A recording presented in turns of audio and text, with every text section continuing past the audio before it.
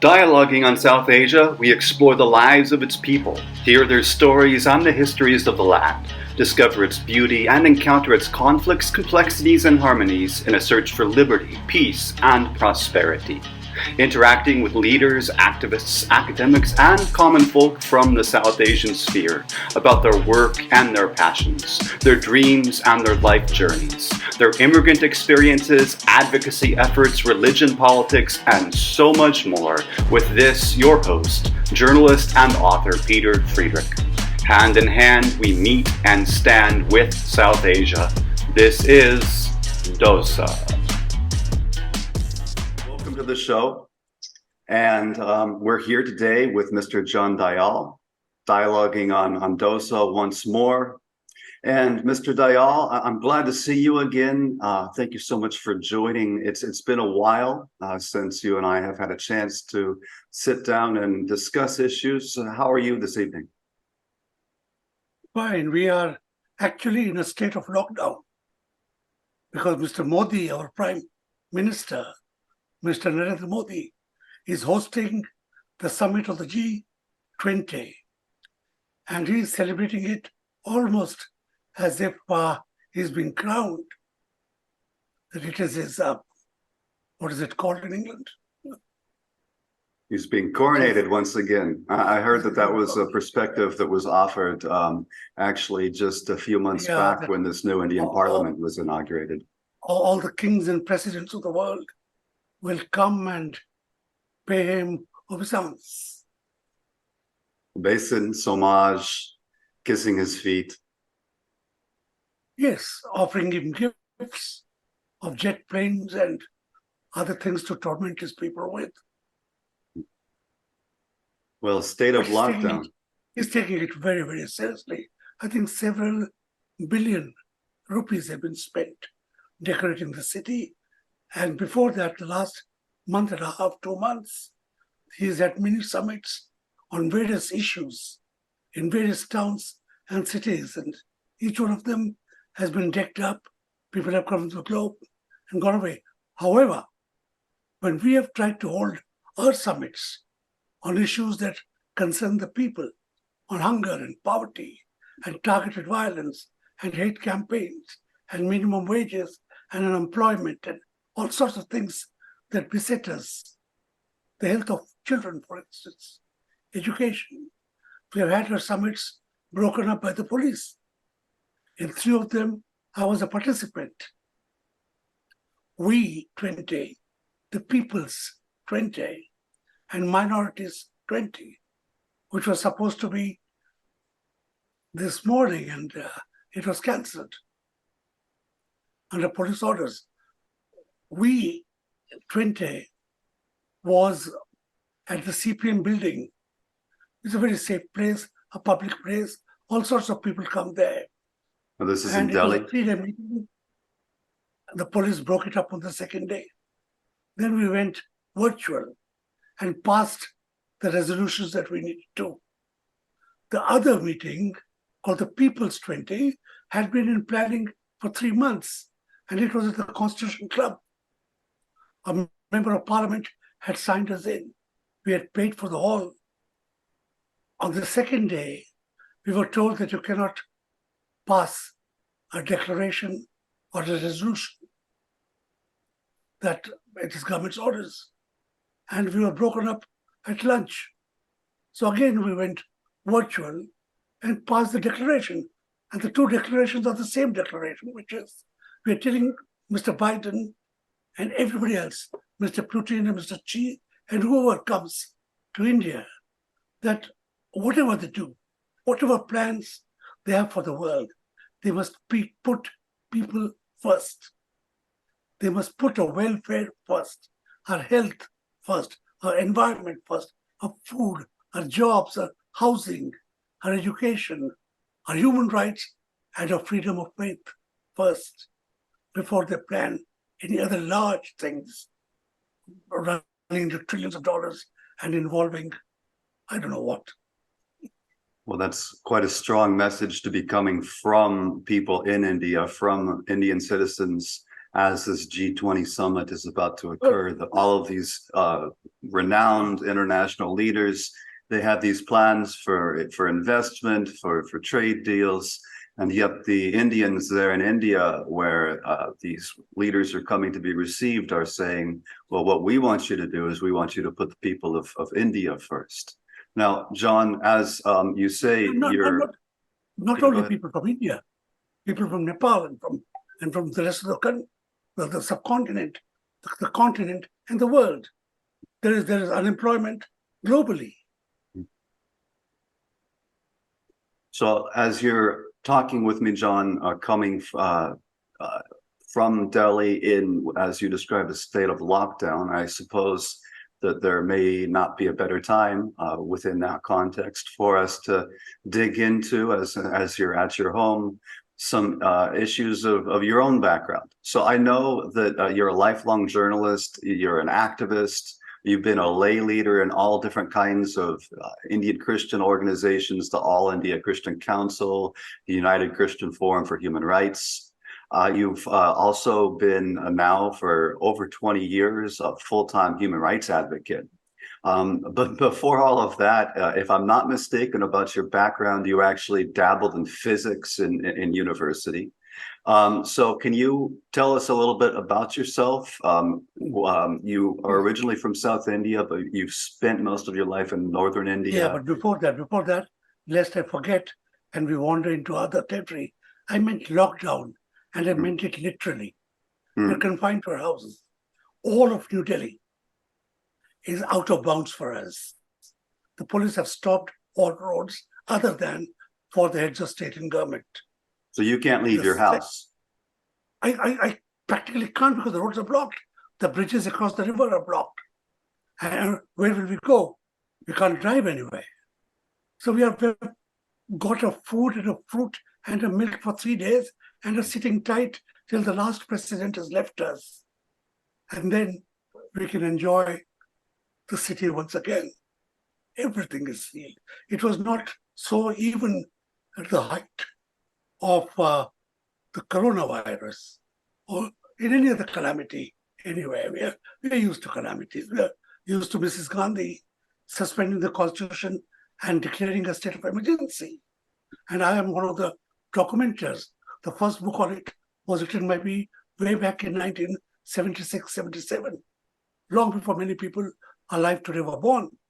So we know what emergencies are, what dictatorships are, but this exceeds any known experience of any living Indian. And the people older than me would have lived through colonial British rule. I have lived through Indira Gandhi. And that's what I mean. And we survived all that. When I came to the city in 1963, my father was in one of those government services where you get to move around, dragging your family wherever you go. We are from the deep south, various strands mixed together. Because are you from Tamil Nadu originally? No. But in my ancestry, there would be some Tamil blood.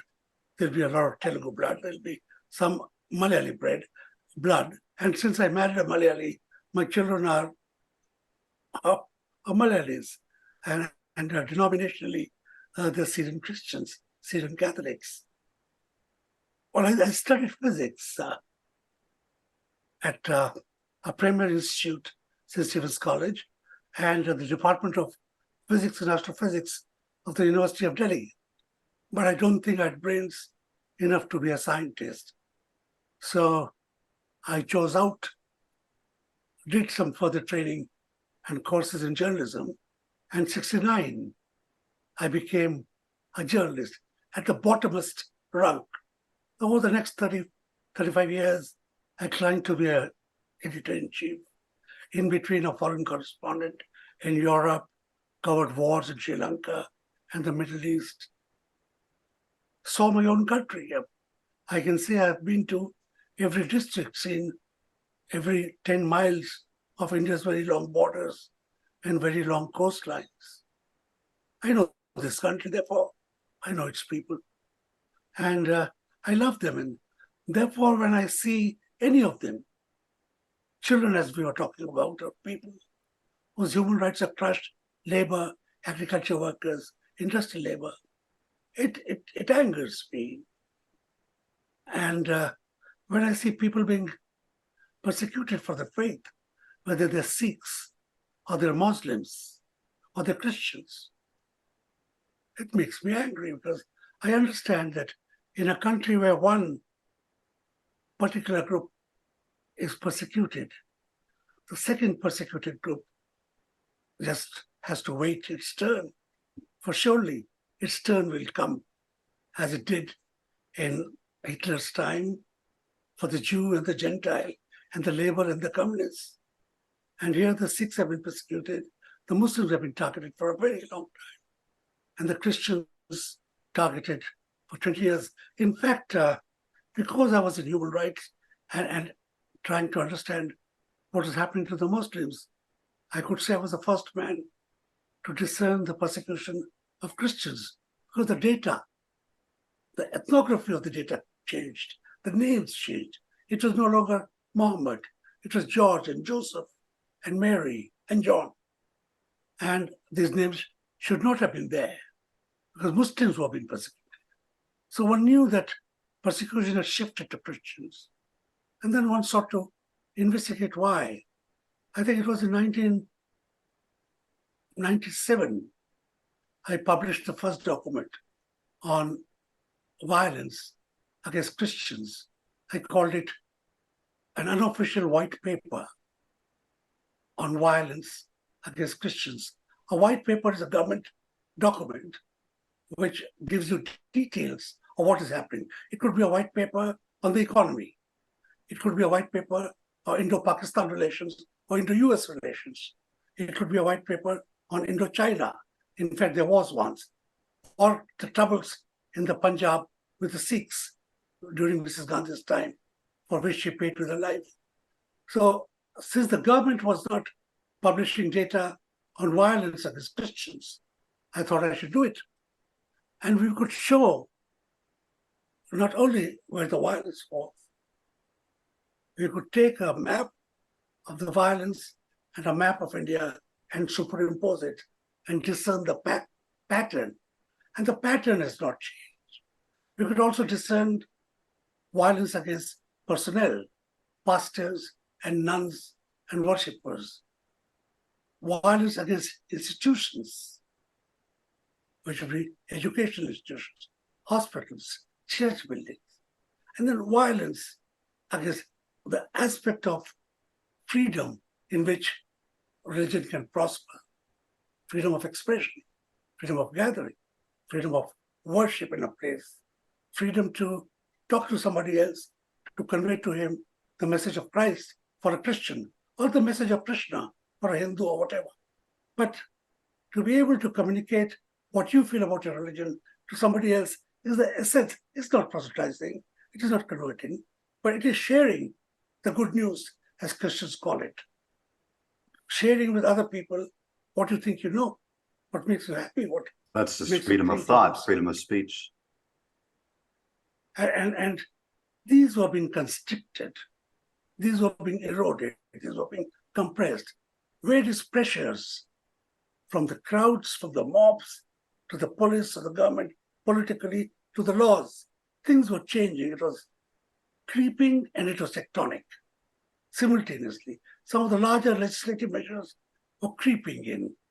The measures were slow, but the instant measures of mob violence, of police coming with the mob, were instant, and those we could document.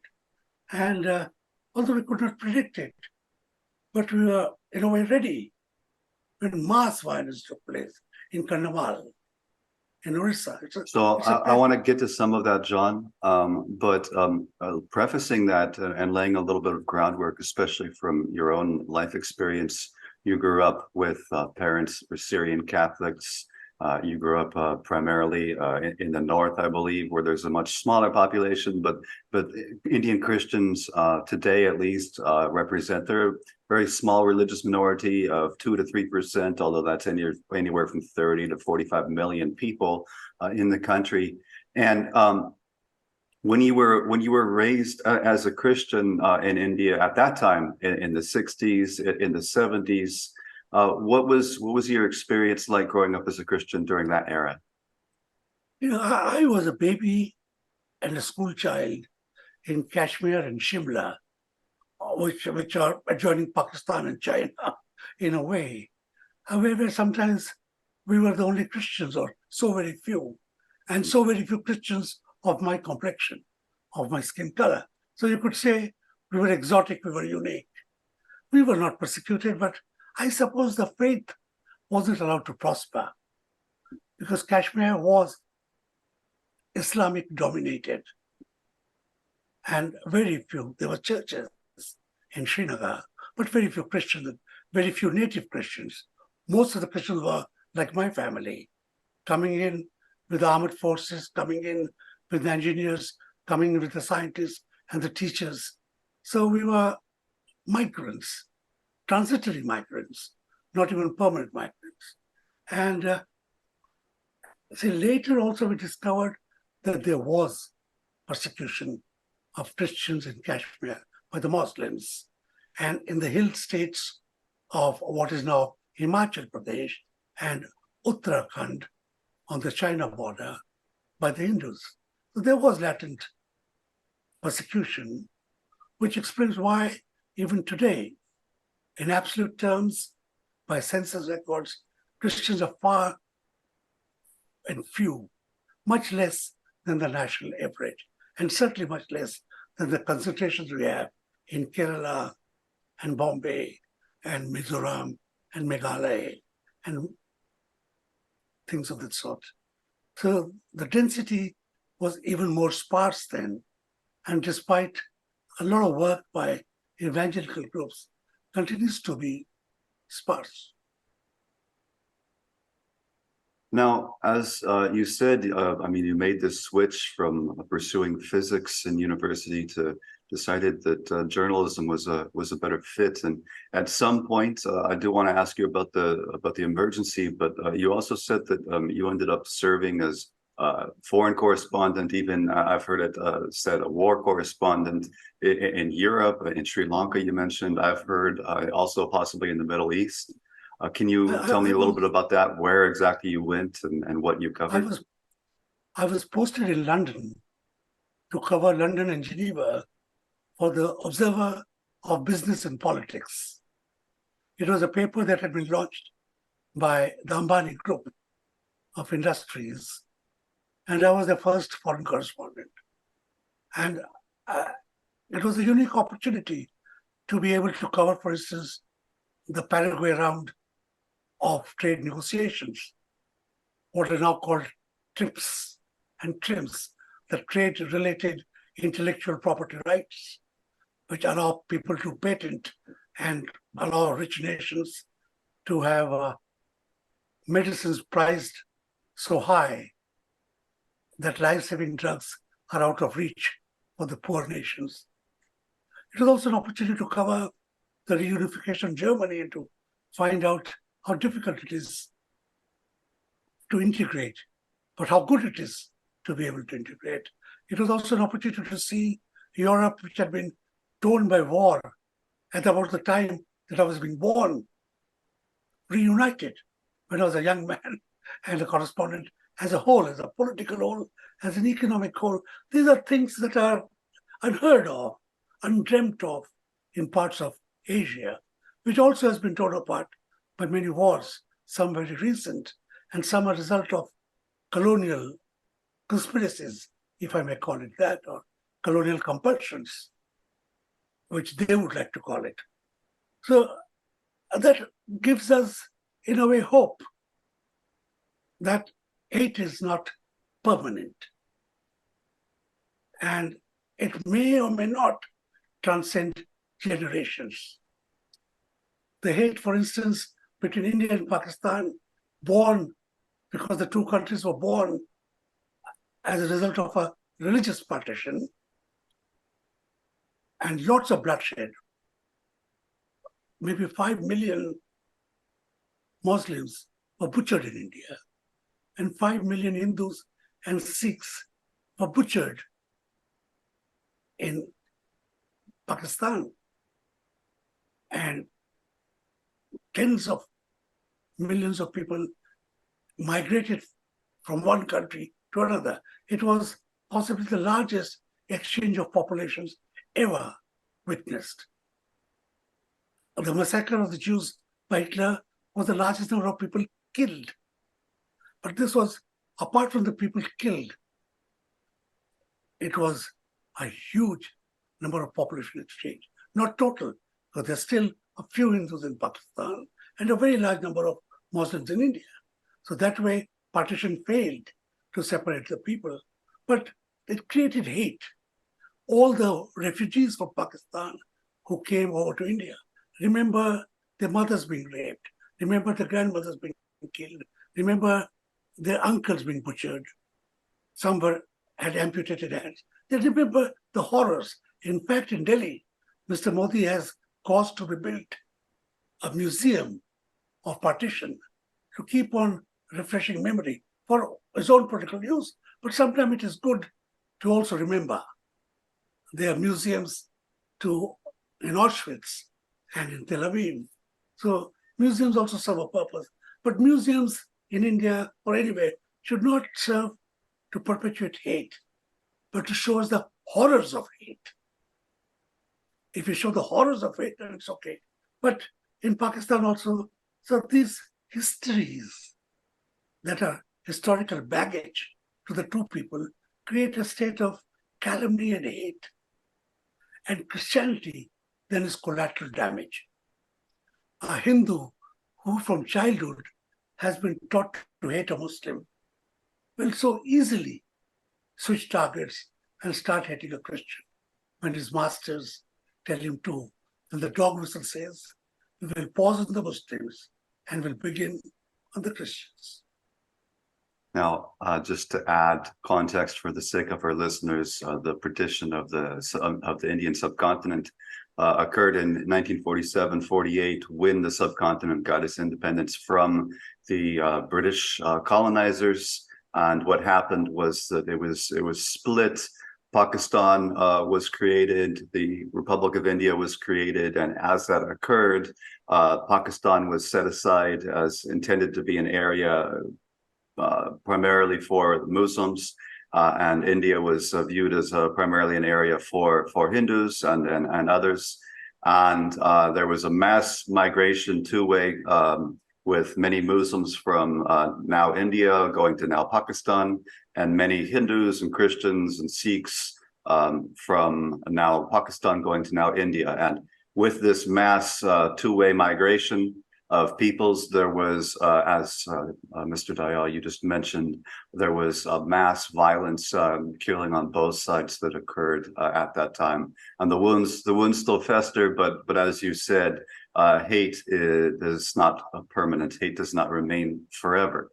So you were posted in London. You spent some time, like you said, covering issues like the reunification of Germany, which must have been quite a historic Geneva, witness. The economic capital of Europe in a way, at least of money. And earlier, when the Middle East was in turmoil, I covered parts of it. I was not posted there for long periods, but I was in Beirut at a very critical time when Arafat was being evacuated from there, and Israeli bombing and skirmishes, the Golan Heights, and all those things are not a very pleasant thing in world history. But for a journalist to be able to see it, understand it, report it, was a godsend. Not given to many journalists to do that. I suppose it's exciting also. You can't have bullets whizzing over you and not be scared. not feel a little relieved when you discover you're still alive, which is what happened to us also in Sri Lanka. I covered that civil war in patches. I was the secretary In which time period in Sri Lanka? Sri Lanka when the civil war had begun. Which year? Sri Lanka is the south of India. Yes, sir. Which year was that approximately? Sri Lanka is an island country at the southern tip of India in the Indian Ocean. Parts of it, the northern part, are Tamils, like Indian Tamils. And the southern part are Buddhist Sinhala, a different race, a different religion. And the two people could not see eye to eye. The Tamils felt that they were being subjugated, they were being exploited, they were not getting their just deserts or their part of the development of the country, its rich resources. Even the allocation of rice was not equal. The language was not getting the respect it should. They were not getting representation in parliament to the extent they should. They were not getting jobs, which is always a big issue with youth. So there was violence between them. It lasted. And that broke out in 1983, if I'm not mistaken. Yeah, to a very long time, till after the people who had fueled it, Prabhakaran was killed. And then even now, really, in the matter of speaking, after peace was restored, I've been there a few times. There's a very deep wound. It will take some more time to heal. And Sri Lanka itself has, because of the drain on its energies in the civil war, has had an economic crisis. The fact that one family captured the government and ruled over it in a very, very self-centered manner, very corrupt manner, meant it economically broke. And recently we have seen what has happened. And the result of that also, in a way, was the bombing of a church and the killing of a large number of Catholics, Christians.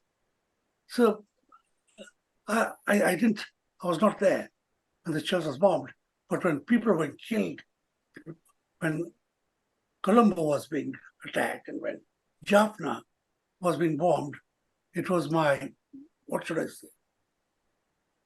Well, I was there. I can't say it was my good luck because it was bad luck for so many people who lost their lives, who suffered. But for the reporter, it's a job, you know. You're moved, but you also have to come out alive and report.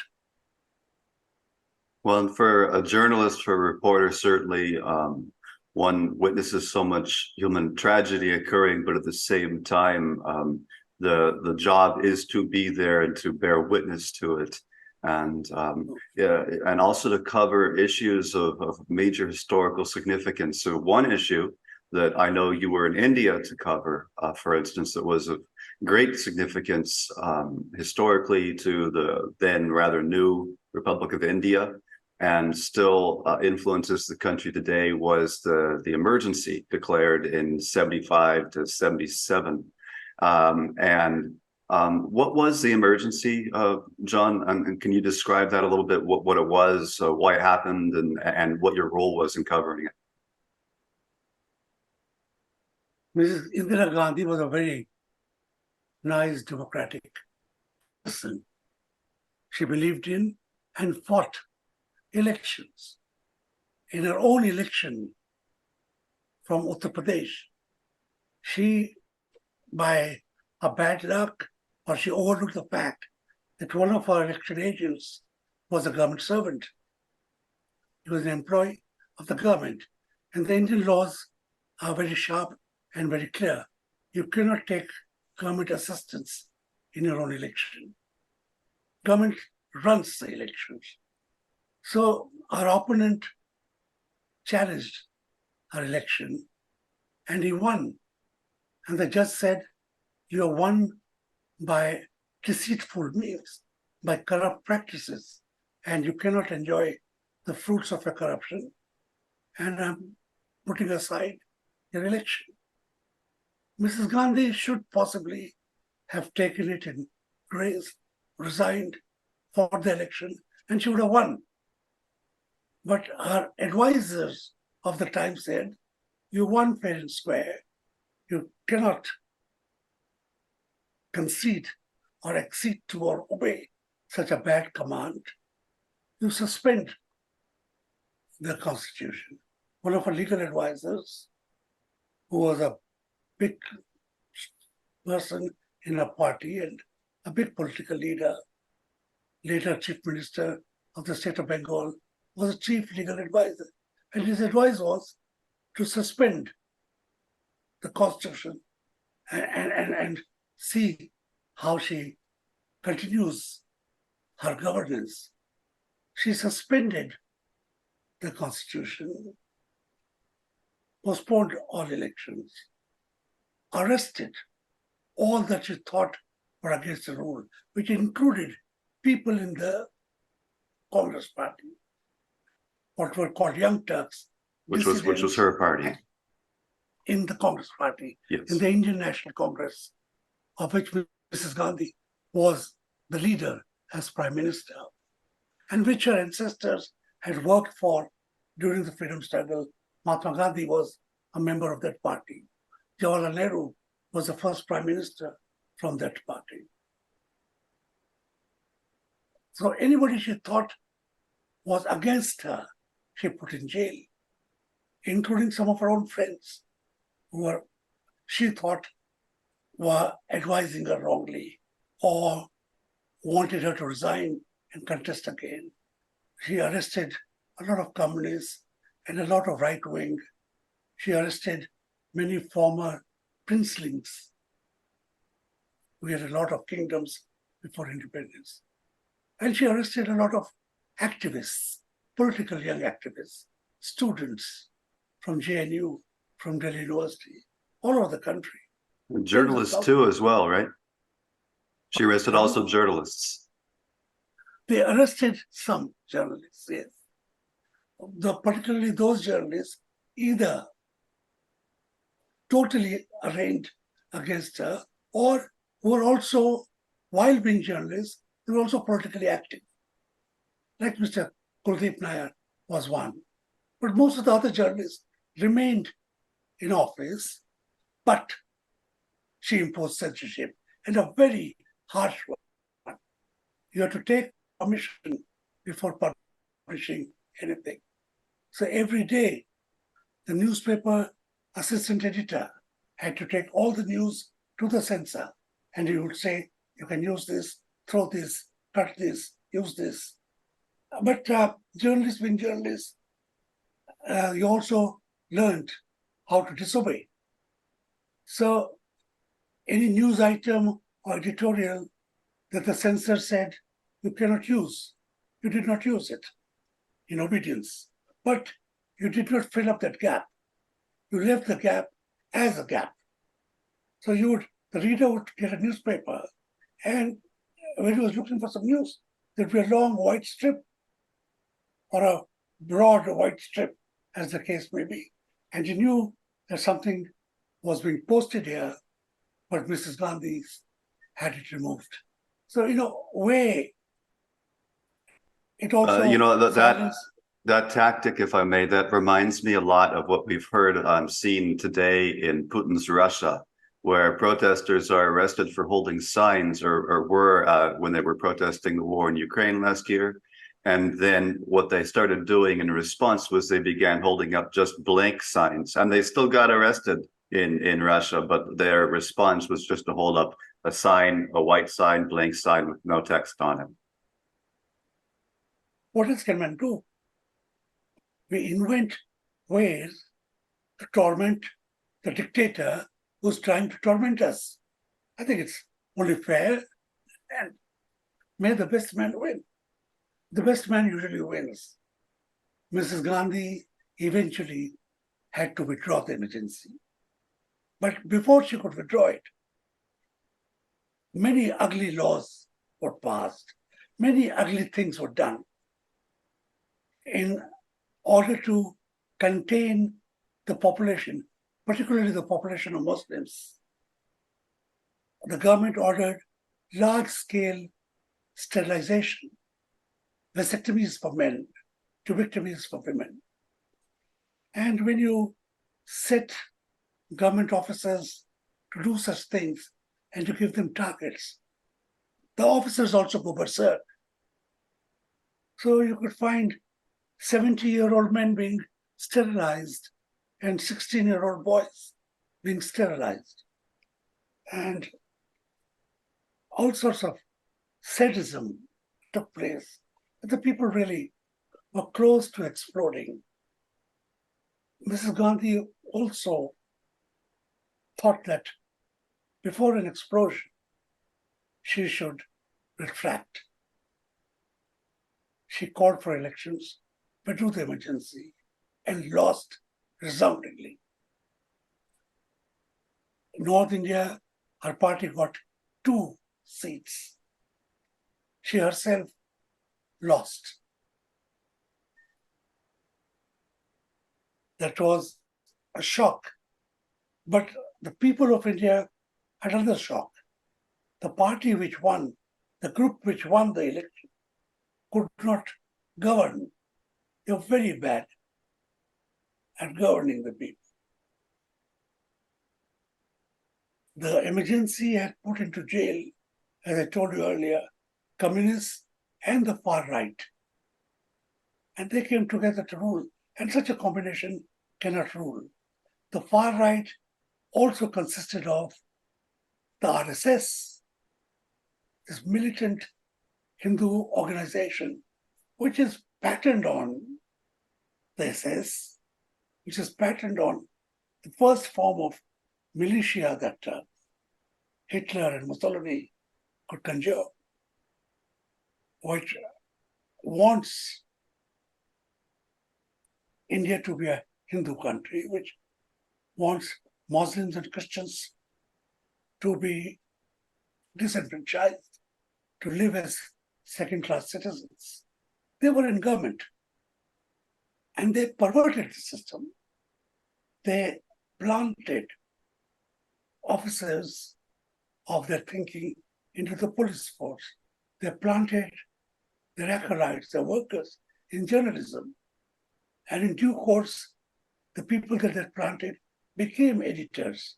And a large factor in disemboweling journalism over the years has been the infiltration of the media by the RSS and its increase. And today, if we call it the Godi media, if you find them singing praises of Mr. Modi and all his insidious policies, his hate campaigns, we call it the Godi media, the Modi media. They're the same people.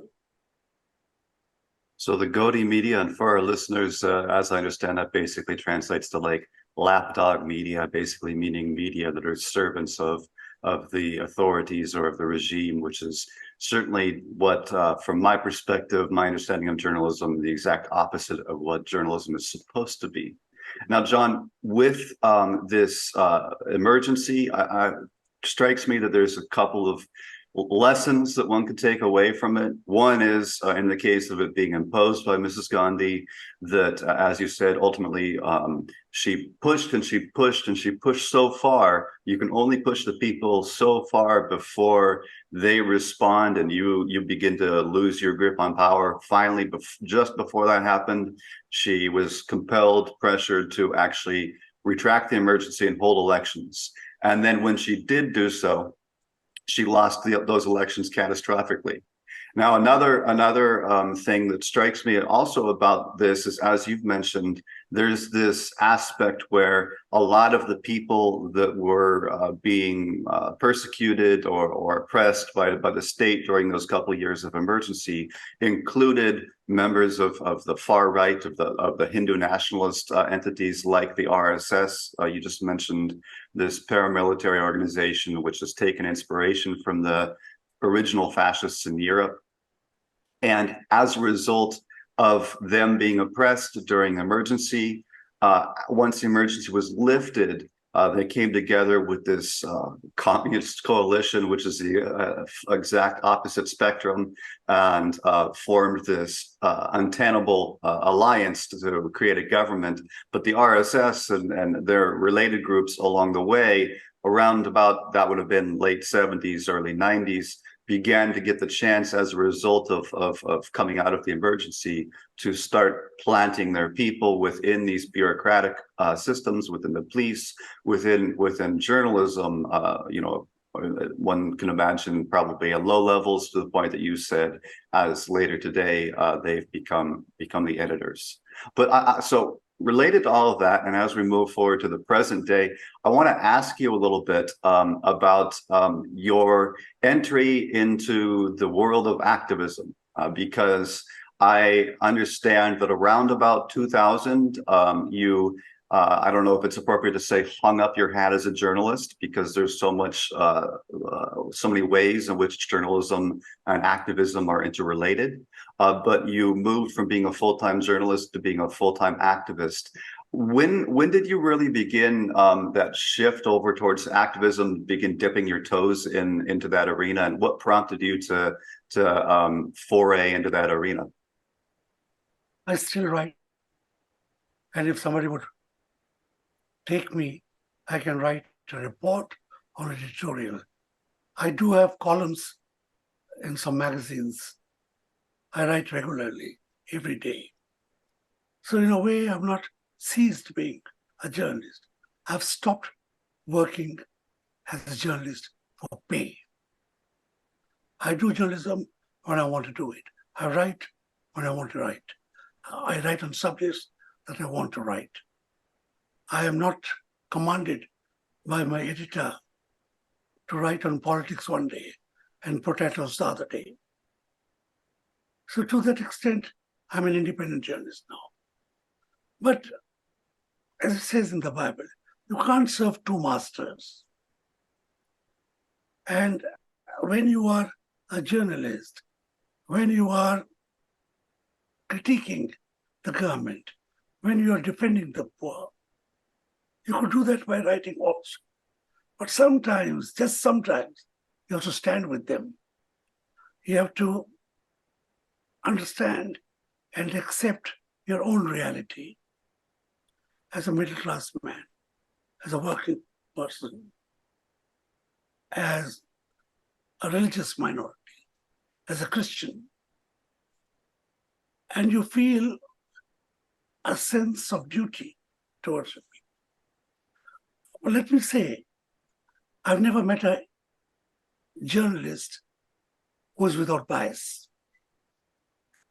When you see violence, when you see wars, even the Vietnam War eventually was a result of the reporting of the American press,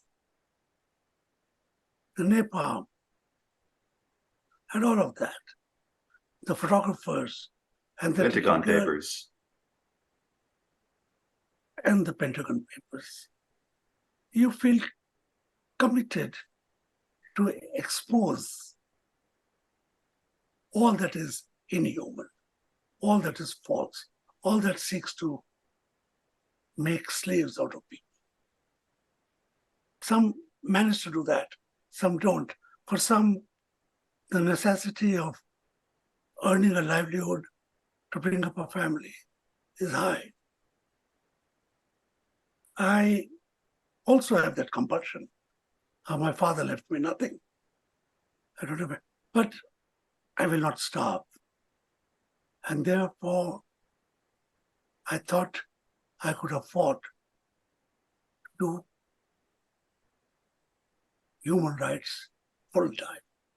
Not just any human rights, but freedom of faith, reporting on, fighting for, campaigning for, conversing for the persecuted church, which is now my vocation, my life. I was the first Indian into it. I was the first Indian to depose before the United States International Religious Freedom Conference, Department of State, the United Nations, Geneva, for which I was pilloried and indicted in India. But I've covered wars, so that was okay. Now, as I understand, one of the initial things you mentioned at the outset of our conversation, one of the initial things you worked on was around 97, 98. You and a team of other people initiated this white paper, this kind of comprehensive report on persecution of Indian Christians. And one thing that I've heard you say in the past was that you've described it as how the violence against Christians in India between 1947 and 1997, a period of 50 years, was as much as the violence in 1 year between 97 and 98. Now that's a pretty huge leap in the escalation of persecution of Indian Christians. Same in 1 year as happened over a previous 50-year period. What changed around 97, 98? What happened was that the BJP, which is the ruling party now, which is the political wing of the RSS, was striving hard to come to power. The death of Rajiv and the end of the Congress rule 5 years later had led to a situation where there was no major political leader. There was no major political party which could technically hold sway and win an election. And the BJP was slowly emerging as a major party. And Mr. Atal Bihari Vajpayee, who was the leader and the builder of modern BJP, and his colleague, Mr. Lal Krishna Advani, they had been trying from the mid-90s, early 90s, I would say, to see how they could reach power. And they would change positions alternately. Sometimes Mr. Vajpayee would be president of the party. Sometimes Mr. Advani would be the president. And they were trying to see how to get people to vote for them. And if you remember, 1990, Mr. Lal Krishna Advani started a Rath Yatra, a chariot journey through India, preaching the Hindu Rashtra, telling people that the time had come to throw away all remnants of colonialism, all remnants of the Congress, all remnants of secularism, all traces of Islamic rule and the hated Christians, to liberate the Lord Rama from the Muslims who had captured him in a mosque in Ayodhya, in Uttar Pradesh. And this march to Ayodhya, wherever the chariot went, in its wake, it left thousands of violent incidents, hundreds of Muslims killed. And that act, that one journey from south to north, cleaved India into. It polarized India. It created the Hindu vote bank. Mr. Modi talks of the Muslim vote bank, but actually all political activity in the last 30 years has been to build a Hindu vote bank, to consolidate a Hindu vote bank, and to weaponize a Hindu vote bank. Mr. Atal Bihari Vajpayee and Mr. Advani succeeded in that. The bloodshed in the wake of Ayodhya gave them the first fillip, so they had this core strength around which Mr. Vajpayee built a government in 1998. So towards the building of the violence, the collateral damage the Christians also had become. Because once you have weaponized the Hindu vote bank, they will kill Muslims, they will kill Christians, they'll kill anybody that you vote. And that is where there was a sudden leap in the persecution of Christians. And the Hindus loved it. The terror group of the Sangh loved it. To break a church, to beat up a nun or to rape her, to beat up a Catholic priest in a cassock. They derived a certain amount of pleasure in it. And that's what I also want to dwell on somewhere. The violence inflicted whether on Muslims or Christians has a certain vicarious edge. It is not just a neat bullet through the back of the head. It is not execution that way. It is an act of terror, to terrorize the people, to shame them, to make them beg for mercy. But I don't think India's religious minorities would want to beg for mercy. But it is not a pleasant thing to see a burnt church or a Bible burnt or a cross broken. In my house, I have a small museum in one of my book racks where I've kept these burnt Bibles, these chalices, these crosses, these rosaries, which I picked up from across the country when I go to visit an act of violence. And till recently, before COVID caught with us, I used to go to every place where there was an act of violence. I want to ask you about that. John. As you just mentioned, just laid out for us around about the early 90s, 1990, L.K. Advani, who later became in 1998 the deputy prime minister of the BJP-led government, national government, when they first came to power. L.K. Advani led this Rath Yatra, this chariot journey across India to stir up sentiments in support of a Hindu Rashtra or a Hindu nation. As I understand it, I've seen pictures. Modi himself, who's now the Prime Minister of India, he was one of the organizers for that 1990 Rath Yatra. In the wake of that chariot journey led by Advani, as you mentioned, everywhere that he went, crisscrossing India, there was violence. There were fatalities. There were attacks on Muslims. And that had a lot to do with, as you said, stirring up, that was primarily targeted at Muslims at the time, but stirring up sentiments leading to collateral targeting also over the ensuing years of Indian Christians all the way to that period in 97, 98, when there was such a massive escalation, right, as the BJP first came to power. Now, the BJP was in power from 98 to 2004, if I recall correctly. But in that time period, in 2002, there was this violence in Gujarat when Modi, who had helped organize that Rath Yatra all the way back in 1990, when Modi had just recently become the chief minister of the state of Gujarat. There was this 3-day period of violence. Perhaps up to around 2,000 Muslims, men, women, and children, were brutally killed. RSS and BJP, etc., were all implicated in that violence, and we can talk about the specific details of that another time. But my understanding is, am I correct, John, that you actually went to Gujarat after the fact to see what had happened? I went to Gujarat because I was not stationed there, so I was not an eyewitness to the actual violence. But I went there when the smoke was still rising. We went to the villages which had been totally cleansed of all Muslims. We saw the wells which had been at one time filled with the bodies of Muslims. We met the survivors, almost every one of them, including the lady who was gang raped, whose child was killed, his family was murdered. This is Bilkis Bano, I believe her name is.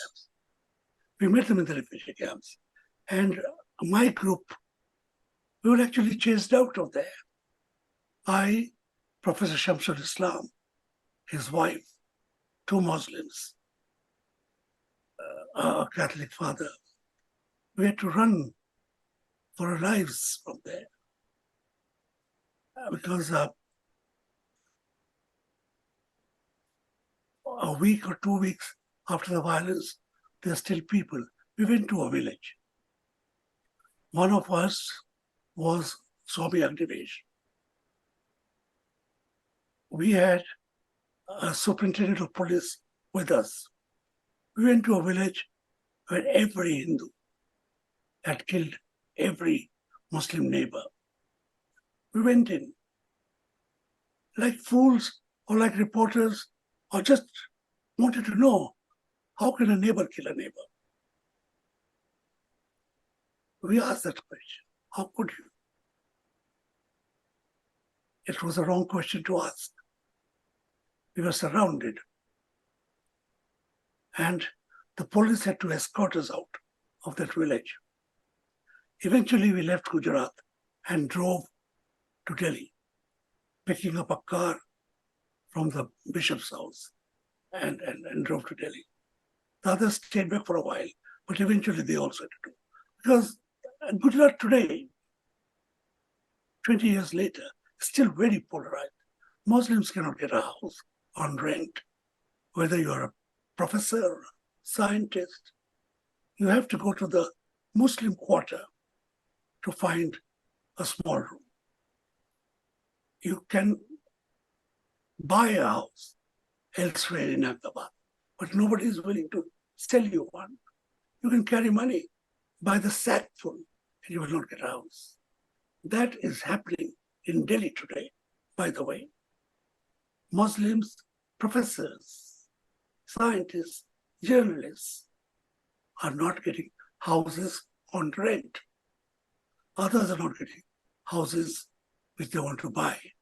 The people are becoming so polarized, and Mr. Modi has gone out of the way, and his people, who is protected, to polarize the Hindus and the Muslims.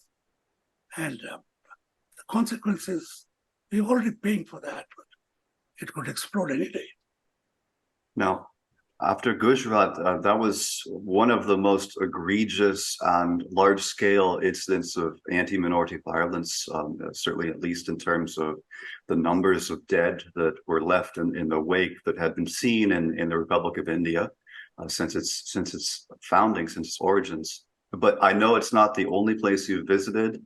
And again, you and I, we've discussed in the past the details of these incidents, but one thing I don't think I've touched on in our conversations before is how you personally have actually visited many of these locations. Now, prefacing this, leading up to this one, and I think you know what I'm referring to, but prefacing this, I have here from you, you've said that over the years, and I guess this is over the past several decades, you've said there has always been a base level of about 200 cases of anti-Christian violence across the country every year, ranging from gang rape and murder to demolition of churches, beating up of pastors and clergy, preventing nuns from their work, and so on and so forth.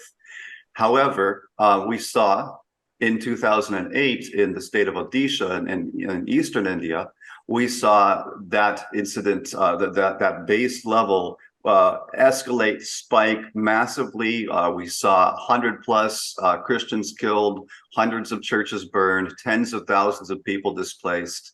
Again, the violence blamed on the RSS, the BJP, and affiliated organizations.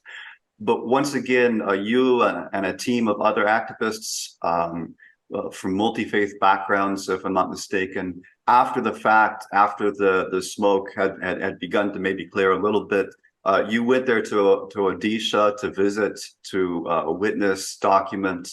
When did you go? Who did you speak with? And what did you see there? First of all, Kadamal violence, we could have had 70,000 people killed. They were not killed for a very simple reason. It's a very dense forest, and all these Christians live at the edge of the forest. So when the attacks took place, they just went deep into the forest.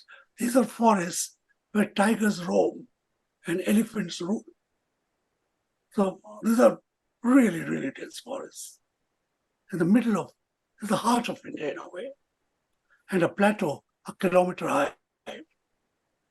That is what saved them. The first violence took place on Christmas Eve of 2007. And it was And on 27th, 26th, I was in Bhubaneswar. And that night, we drove to Kandamal. I, two priests, and a lawyer. Four of us in a jeep. The police stopped us on one road. But we had a local person with us, one of the priests. So we retraced our steps, took another road. This is, by the way, an 8-hour trip. We retraced our way and entered Kandamal through another road. We saw the violence. In a way, we were eyewitness. And when I say the RSS was behind it, it was the statement of the chief minister in the Legislative Assembly of Odisha, who said it was the Sangh Parivar. So our worst fears are confirmed. But we also discovered that at that time, the BJP was ruling the state in a joint government with Mr. Biju Patnaik's party, who was the chief minister. The home minister and many powerful ministers were BJP. The police people had been appointed by the BJP. They were loyal to the BJP.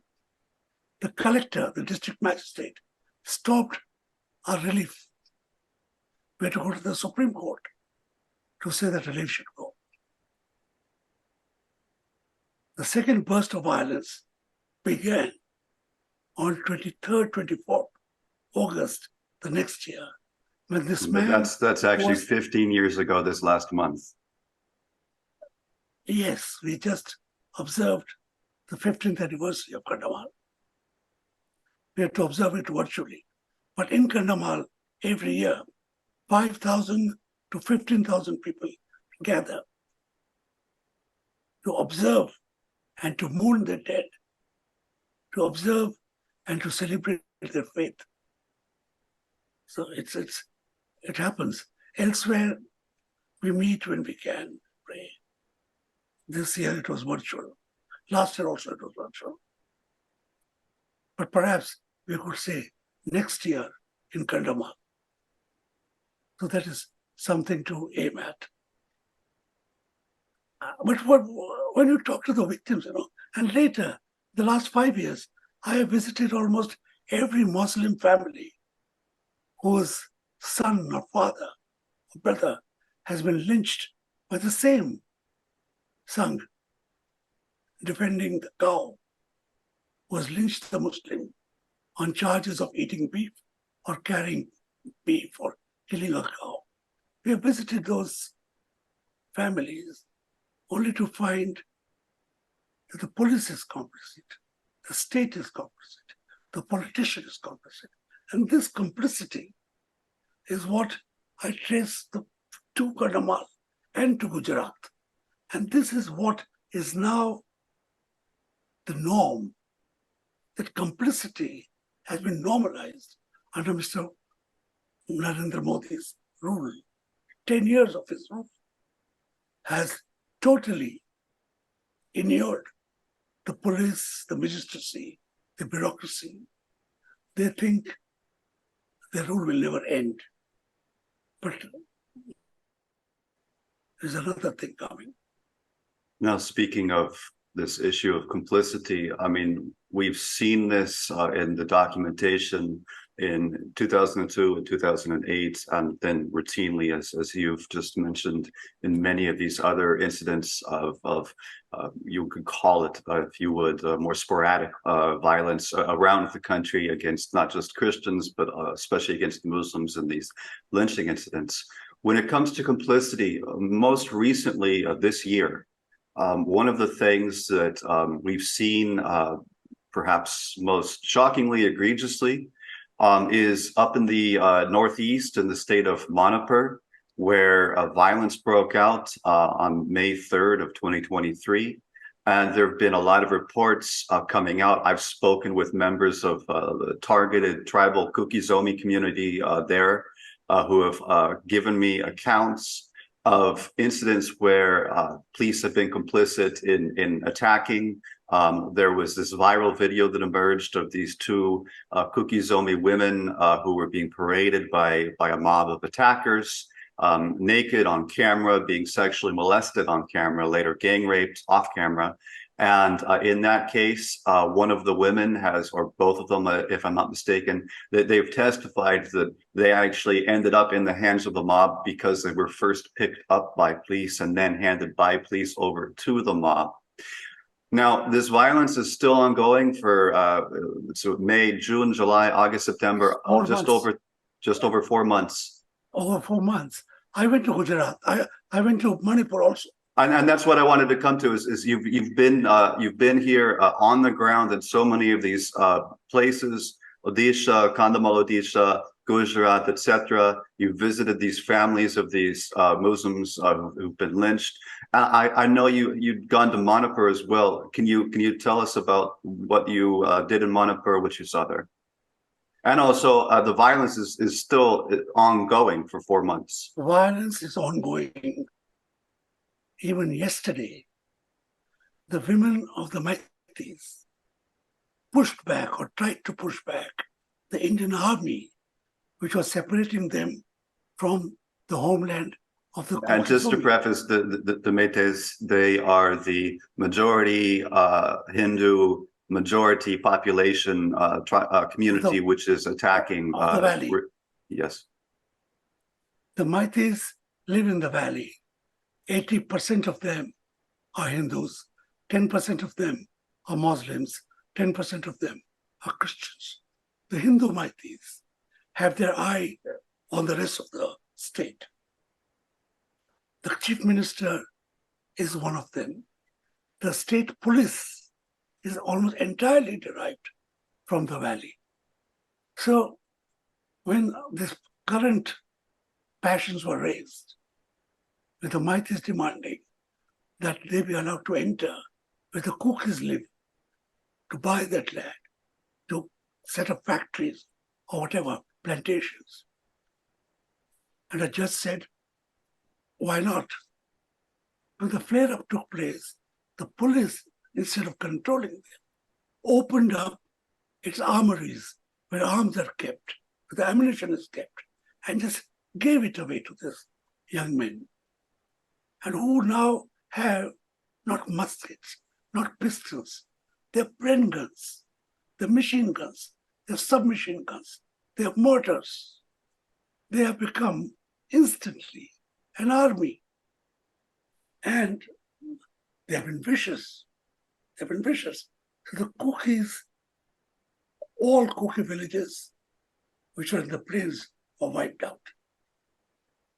All the Kukis had to run to the hills. In retaliation, whatever Meiteis they were in the hills were pushed back also.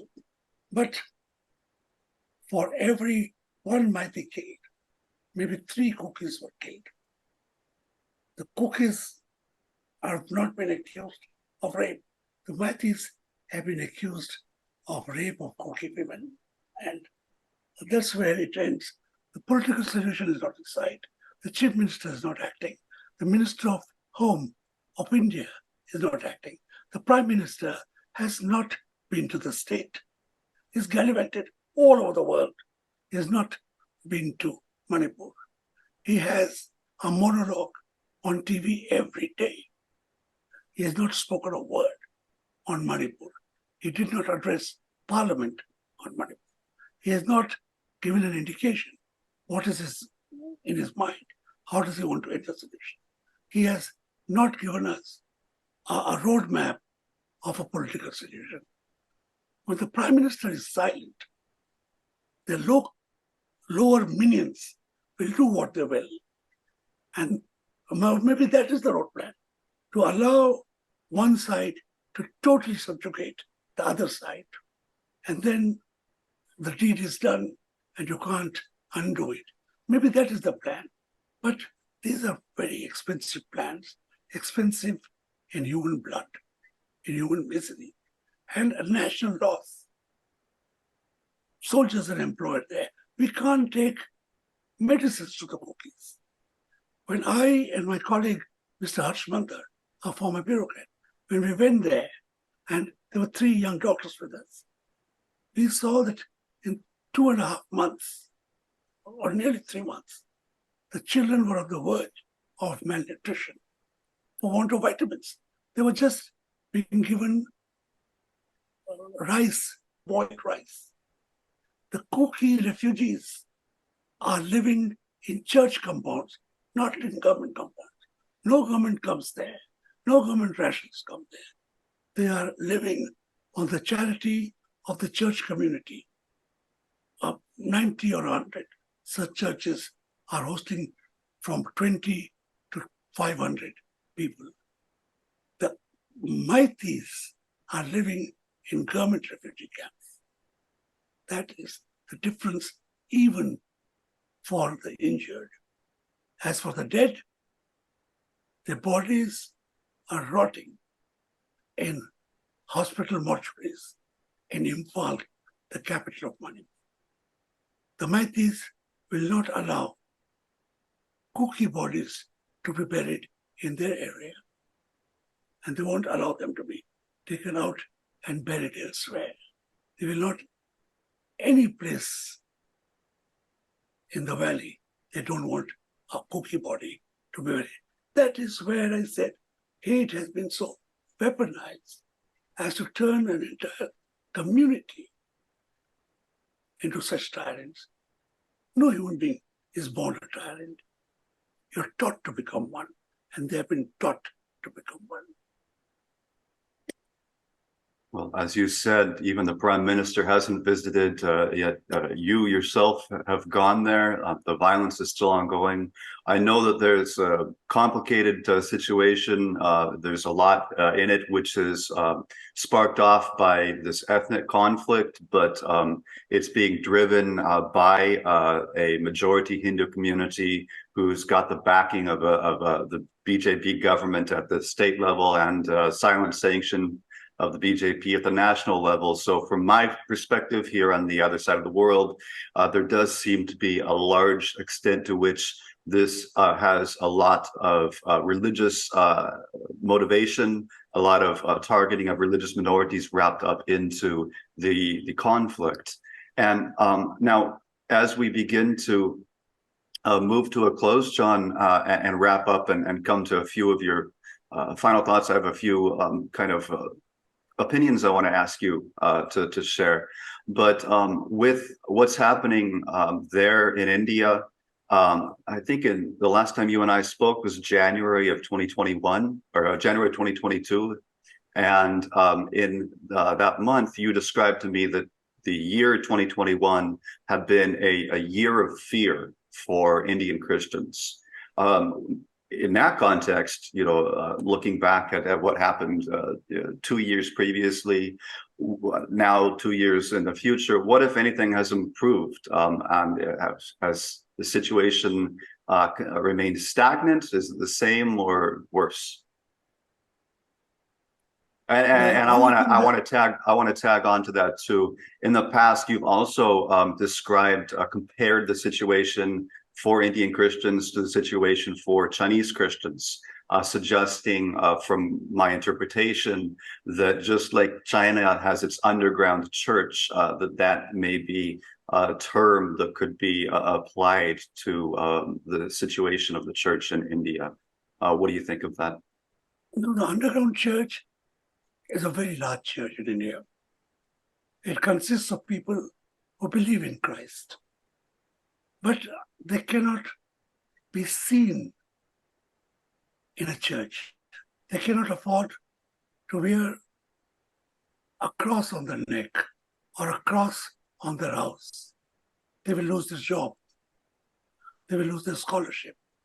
Because the Indian laws are such that if you come from one of the depressed classes, the former untouchables, the only way you can survive, the only way you can get or be given the affirmative action relief constitutionally ordained that you can get from the government is if on paper you remain a Hindu So it's, in fact, you can look at it two ways. It is a law that prevents an Indian Christian from confessing that he's an Indian Christian. It also prevents an Hindu Indian from changing his religion, from exercising his freedom of faith. He's stuck in the faith. I can't confess to the faith I've joined, and he can't join the faith that he wants to join. You understand the dilemma?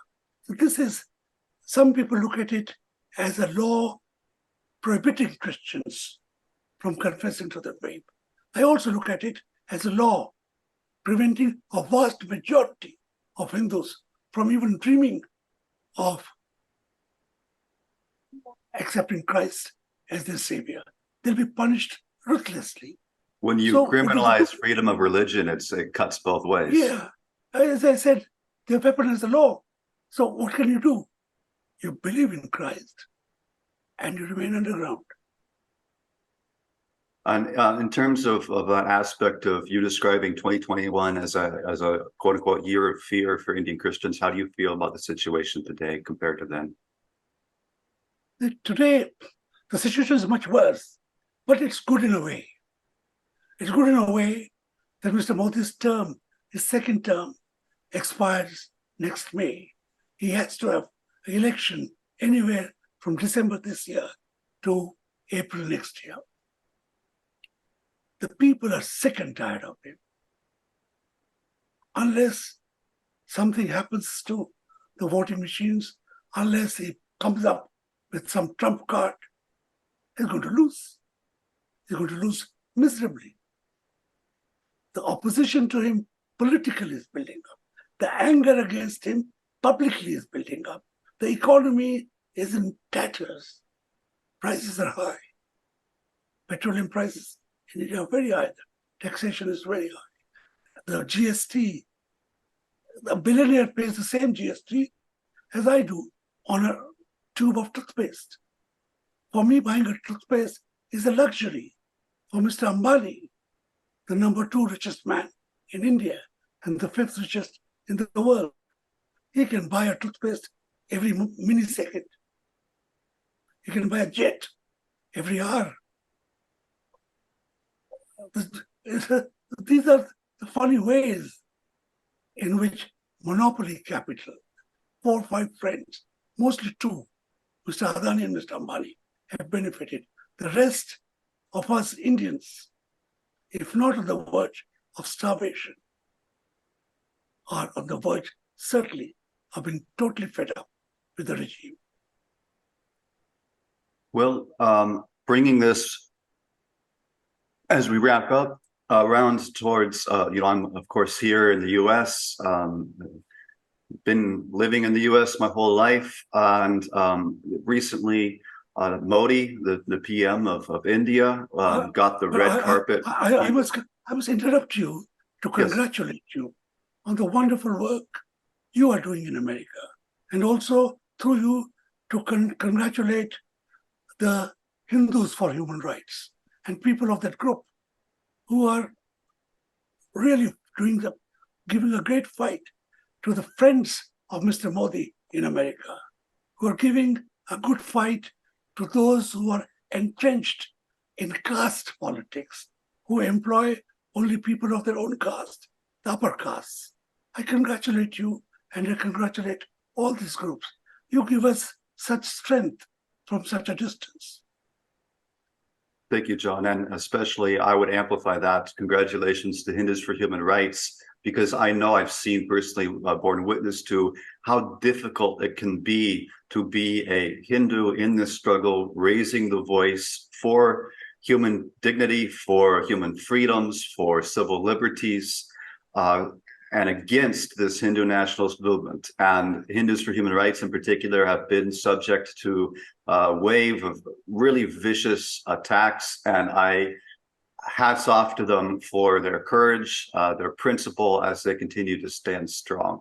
And they were there. They were some of the major players there in Washington, D.C. in June when Modi got the red carpet rolled out for him by the U.S. government. And this happened under the Biden administration, which is Democratic. But this has not been a partisan treatment of Modi over the years. Just when we had the Trump administration, Republican, Modi got generally the same reception, the same embrace by Trump as he's now getting by Biden. Although progressively, it does seem to be a closer and closer embrace of Modi. So, as an Indian, John, what is it? How does that make you feel? When you see, my government behaving that way towards Modi in context of who Modi is and the kind of ideology that he represents and is pushing? My answer is the same which I gave to the United States Commission on International Religious Freedom back in 2001 or something. It remains the same. I will, as an Indian, never ask for sanctions against India. I do not want whatever things getting that it should be stopped. I would not like visas to be stopped. I would not like jobs and education and food and whatever else, medicines to be stopped. But I do want anybody who sells arms to India, who does big business with it, including President Biden, name and shame, tell Mr. Modi he cannot abuse his people as he's doing and still have respect of the leaders of the world. He's bringing shame to India. And any head of state, for protocol reasons, for your own politics, you're dealing with the country of India. But to the man, whenever you have an opportunity, tell him he is doing wrong and history will never forgive him. Well, name and shame, I like that. And speaking as an American, one of the issues that I've been passionate about in terms of U.S. politics for decades now is opposition to U.S. waged foreign wars.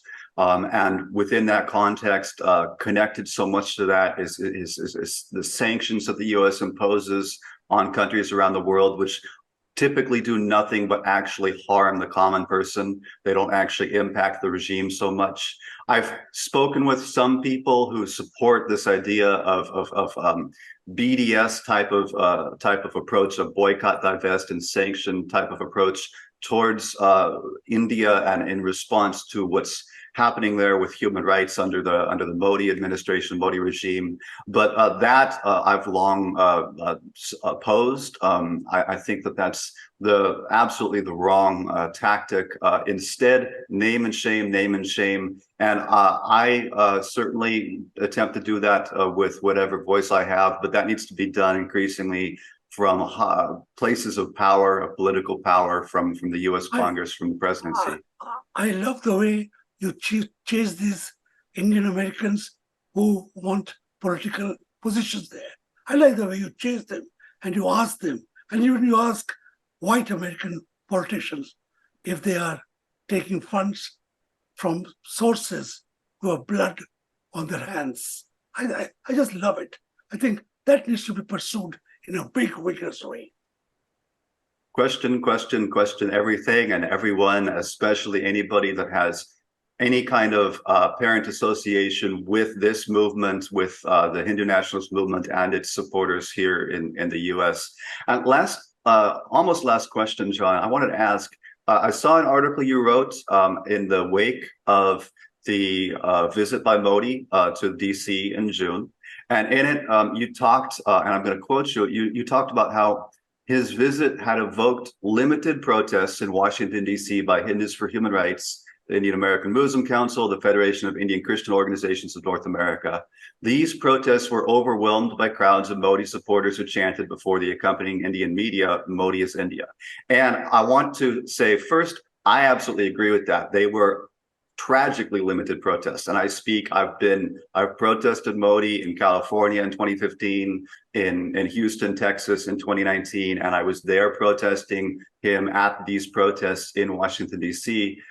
Unfortunately, from my perspective, they were some of the most anemic protests against Modi that I've ever seen. I don't know why, and I wondered if you had insight into that. Are people just tired of protesting? I have deep insights. And not all of them are present. I know who are the people supporting Mr. Modi. I know what is their game. But it is when I find the Indian Muslim and the Indian Christian first generation people who went there to scout for a living. They didn't go there as nuclear scientists. Most of the Christians went there as husbands of nurses who were given jobs, as technicians. Some went as doctors. But most of them were lower middle class, and rebelling, protests is not part of their education. They were happy just being survivors.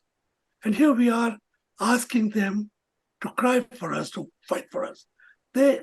Many of them left before violence started in India. So they've not felt it. Many of them come from Kerala, where violence does not take place. And that means the people there, unless they are emotionally, by training, by education, by conscience, moved, they will not come in large numbers. People have to forsake, they have to give up 2 days' work. It's a small donation. For me, to give up a job was at that time small. Now it is big. I'm 75 years old now, and I need money. And whatever is there, I hope it lasts as long as I live. But the point is, unless you're willing to make sacrifice, please don't pretend that you're fighting for us. Then just say that I'm praying. Say that openly. It gives me great courage. If I had 1 million Indians, and there would be 1 million Christians there, if one Sunday all of them prayed, that would be world news. 1 million Indian Christians prayed in the churches in the United States of America for the plight of the brothers and sisters in India. So pray. It's not going to cost you anything. You're not going to go to jail. You're not going to lose money. But do it in synchronization. Do it as a gesture. Don't do it silently. Just put a plaque on your wall. I love India. I love Indian Christians. Stop killing them. Put it on 10,000 walls. Do nothing. You don't even have to go out. You're losing no wages. Just put up a plaque. Change your, whatever it is called, the background of your mugshot on TV, on WhatsApp. Do something so that people know in India that there are people in America who love them. It is good to know that this person with a German name and a white skin loves us. But to see people of my own skin and my own accent show that they care enough for me to sacrifice a little would help. Well, and especially for Indian Christians, I think that's an important perspective and understanding, is that so many of them come over, they've gone through this difficult immigrant journey, and now the expectation is, especially in context of all of these other factors where they might have come from Kerala where there's no persecution, or they might have come after the persecution in India started, they haven't personally experienced it, and now the ask is for them to hit the streets and become activists. But if that's a big sacrifice, especially for somebody who's an immigrant and who has no experience with something like that. At least you can pray.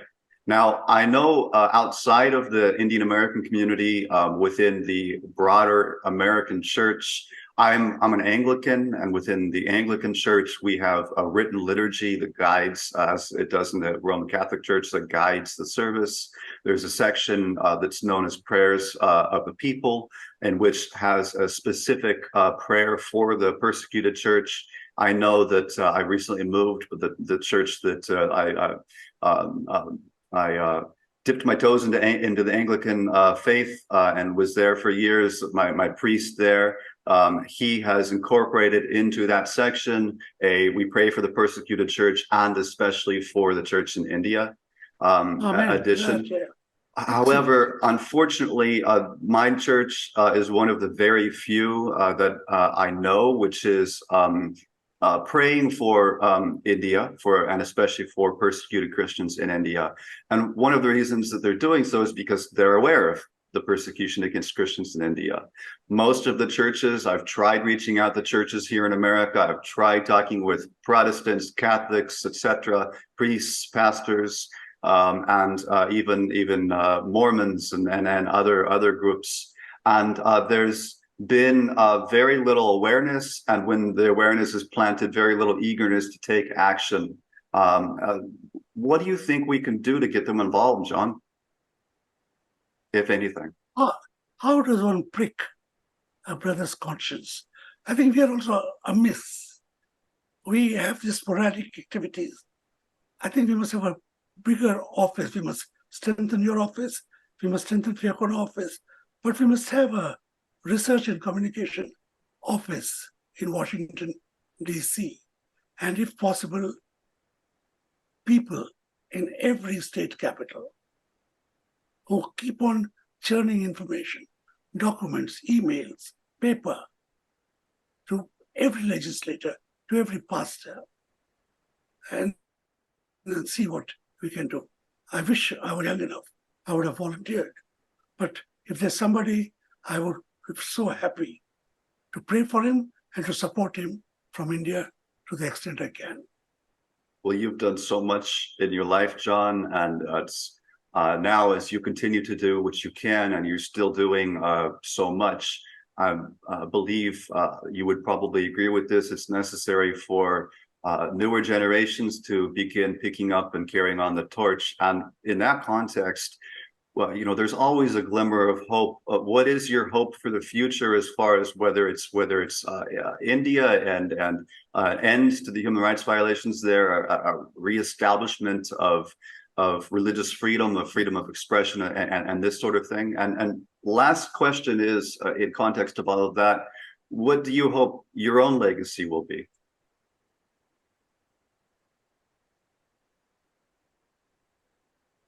Here lies John, at peace with himself.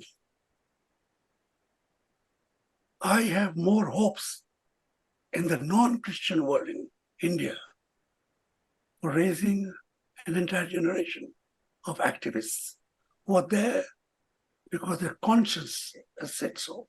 Some of them have left great jobs, some not so great jobs. They are living hand to mouth, but they're active. They are arrested, they go to jail, they're active. The Christian church has a few, I can count them on the fingers of two hands, but most of them are self-centered. Many of them are just waiting for a chance to migrate. Many of them are praying warriors, but not willing to hit the street. I think unless we have boots on the ground, unless we have activists who go and document, unless we have activists who write, unless we have activists who proceed to the court and are willing to give evidence, and unless we have people who can collect money from their own people, because now we can't even get money from outside, who can raise resources, I think we are in for a pretty hot spot. But I am happy that there are people I can count on. Maybe one in each state, maybe two. But the others are in for glory or in for being present at a presidential dinner, whatever, but would not be there on the road, would not be there when Mr. Modi can see them and order their arrest. Well, especially in context of anybody in this arena who is working on these issues, who's a Christian, whether they're Indian or outside of India. Certainly from my perspective, as you talked about, what an incredible thing it would be if there was a focused, million people, churches all around the world, churches all around America, praying all the same time. If they're doing that, though, don't do it silently. Let people know that you're doing it, because my experience in the past has been feedback from Indian Christians is that when they know that there's somebody speaking up for them, especially with them being in such a hotspot, tough situation in India, oftentimes being unable to raise their voices, let alone worship freely, it's such an encouragement for them to continue going strong when they see that that prayer is occurring for them, when they see that there's other people outside who are pleading their cause. However, you mentioned these prayer warriors, and this is to any listeners that might be, as I said, of Christian faith from any background, is that I recall that faith without works is dead, that yes, we pray, but our prayer must drive us into some kind of an action. And so whether that's taking the message further to the streets or to the government or to other churches or to other neighbors and so on and so forth. Well, John, I want to thank you so much for your insights, for your opinions, for offering to discuss this fascinating life story that you've had, starting out studying physics as a university student and then witnessing these momentous events all throughout the decades, the latter half of the 20th century, now a quarter of the way into the 21st. And any final thoughts? It's good to be alive. I wish those who died in targeted violence were alive too.